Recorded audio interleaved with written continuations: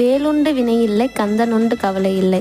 இந்த கார்த்திகை மாசத்துல வந்த வளர்பிறை சஷ்டிக்கு என்னோட ஹஸ்பண்ட் திருச்செந்தூர் போயிருந்தாங்க. வர்றப்ப வேல் வாங்கிட்டு வாங்க அப்படின்னு சொல்லியிருந்தேன். போனது என்னமோ சஷ்டிக்கு வியாழக்கிழமை தான். ஆனா வேல் வாங்கிட்டாங்க. ஆனா வேல் வியாழக்கிழமை வீட்டுக்கு வரல. அவங்க ஃப்ரெண்டு கிட்ட இருக்குன்னு சொன்னாங்க. நானும் ஒரு 2 நாளா என்னங்க வர்றப்ப கண்டிப்பா வாங்கிட்டு வந்துருங்கன்னு சொல்லிட்டு இருந்தேன். ஆனா நான் சொல்லி விடுறப்பெல்லாம் அவங்க வாங்கிட்டே வரல. கரெக்டா செவ்வாய்க்கிழமை பார்த்தீங்கன்னா வீட்டுக்கு 6 மணிக்கு மேல வெயில் வருது. எனக்கு அவ்வளோ ஒரு ஹாப்பியா இருந்தது. நம்ம என்னதான் ஒரு பொருளை வாங்கியிருந்தாலும் அந்த பொருள் நம்ம கிட்ட எப்போ கிடைக்கணுமோ அப்பதான் கிடைக்கும்.